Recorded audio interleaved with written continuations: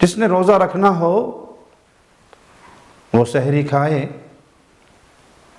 سحری میں خیر و برکت رکھی گئی ہے۔ نبی کریم صلی اللہ علیہ وسلم کا فرمان ہے تسحروا فإن فی السحور برکہ، سحری کرو کہ سحری میں برکت ہے۔ یعنی 8 پہر کا روزہ رکھنا، ایک روزہ رکھا اور پھر آپ نے اگلی سحری نہیں کی اور پھر روزے کو ساتھ ملا لینا، یہ عمل پسندیدہ عمل نہیں ہے، اس سے روکا گیا ہے۔ آئیے مصطفیٰ علیہ الصلاۃ والسلام کا یہ فرمان سنتے ہیں، فصل ما بین صیامنا و صیام اہل الکتاب، ہمارے اور اہل کتاب کے روزوں میں جو حد فاصل ہے وہ اکلۃ السحر، سحری کا کھانا ہے۔ اہل کتاب روزہ ملاتے تھے ساتھ، لیکن تم ایسے نہ کرو بلکہ سحری کھاؤ۔ پیارے بھائی، یہاں رک کر ایک لمحے کے لیے سوچئے، پیارے نبی صلی اللہ علیہ وسلم کی لائی ہوئی یہ شریعت اتنی غیور ہے کہ یہود و نصارہ اہل کتاب کے ساتھ کسی نیکی کے معاملے کے اندر بھی موافقت نہیں کرتی۔ روزہ رکھنا نیکی کا عمل ہے، لیکن جو عمل وہ کرتے تھے اس سے اہل ایمان کو روک دیا گیا۔ جیسے عاشورہ کا روزہ، نبی کریم صلی اللہ علیہ وسلم نے جب یہودیوں کو رکھتے ہوئے دیکھا تو پوچھا تم یہ کیا کرتے ہو، یہ روزہ کیوں رکھتے ہو؟ تو انہوں نے کہا کہ آج موسیٰ علیہ السلام کو اللہ نے نجات دی تھی، اس کے شکرانے کے طور پہ روزہ رکھتے ہیں۔ تو آپ علیہ السلام نے فرمایا موسیٰ میرا بھائی ہے، میں زیادہ حقدار ہوں کہ اس شکر کے موقع پر میں روزہ رکھوں۔ اور ساتھ کیا فرمایا کہ اگلے سال زندہ رہا تو 9 کا بھی رکھوں گا، یعنی اہل ایمان کو ترغیب دے دی کہ یہاں یہودیوں کی مخالفت کرنا، ایک دن پہلے کا روزہ رکھ لینا، جو ایک دن پہلے نہ رکھ سکے وہ ایک دن بعد کا رکھ لے۔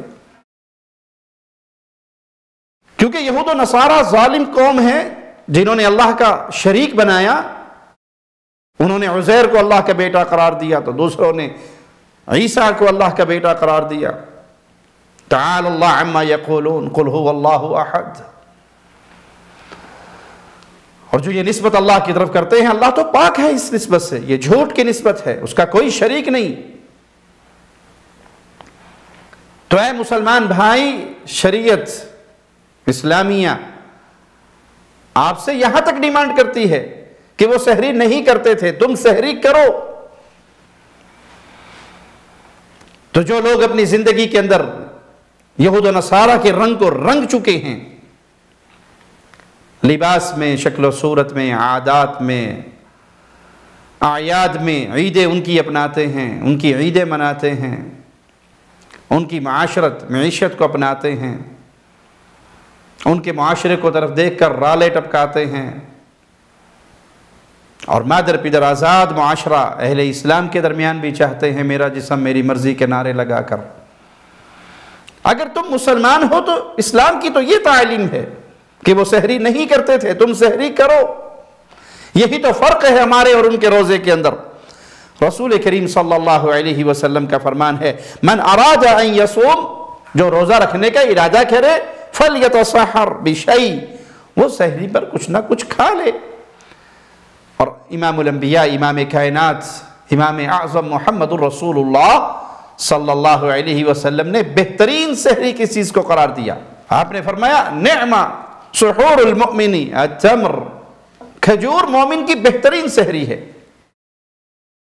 کھجور کھائیے اس سحری کے موقع پر۔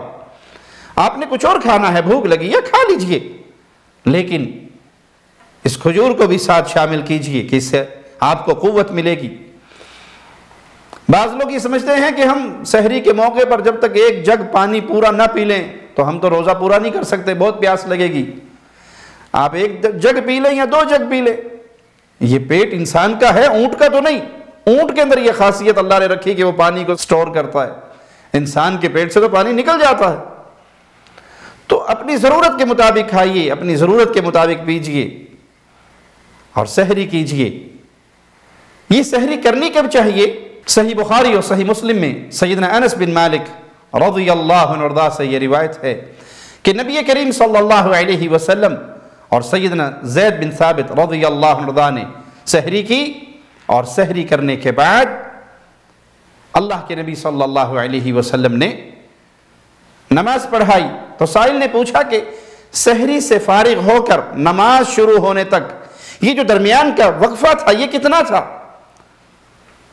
تو فرمانے لگے اتنا وقفہ کہ جتنا کوئی انسان 50 آیات کی تلاوت کر لے، 50 آیات کی تلاوت کرے، یہ سحری کے اختتام اور فجر کی نماز کی ابتدا، اس کے درمیان کا اتنا ٹائم ہے۔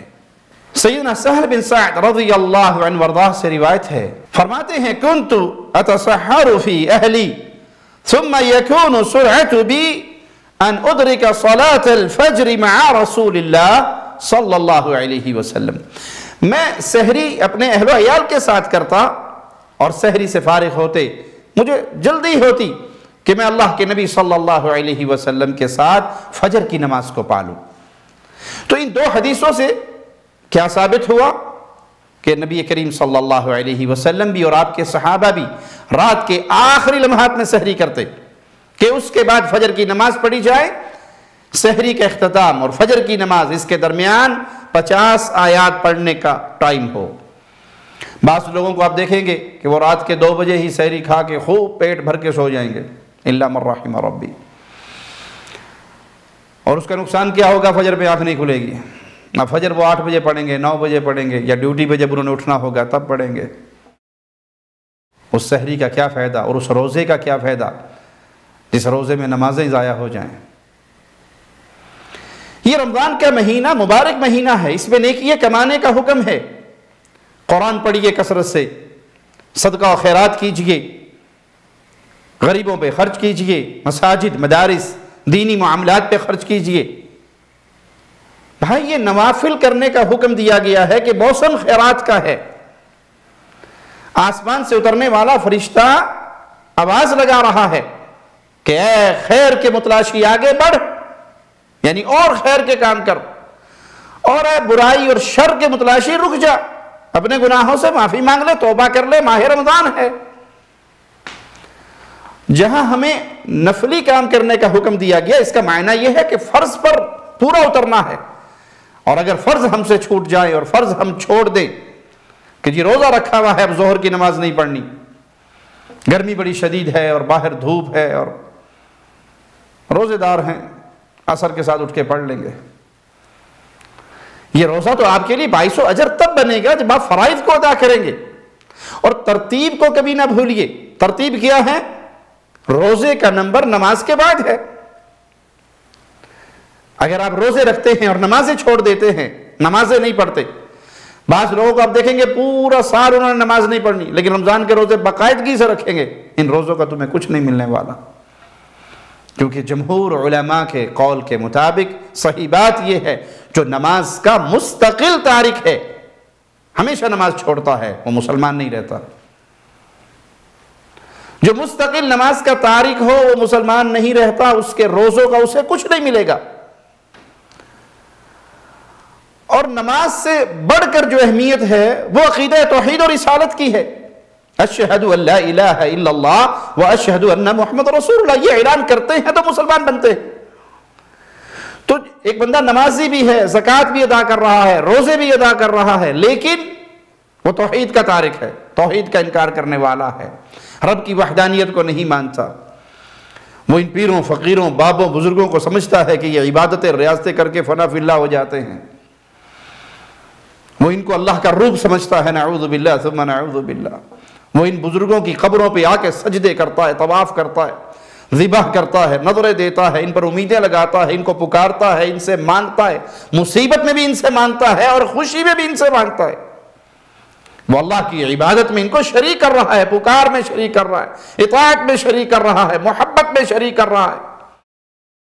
تو اس مشرک کا کوئی روزہ نہیں، یہ جتنے مرضی لمبے روزے رکھے، سحریے کرے، افطاریے کروائے، جو مرضی کرے، اس کا روزہ نہیں ہے، اس کا اجر قیامت کے دن نہیں ملے گا اگر اس کے عقائد کے اندر یہ خلل ہوا۔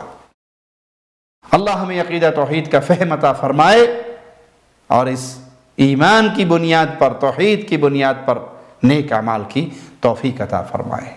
اقول قولی ھذا واستغفر اللہ لی ولکم ولسائر المسلمین۔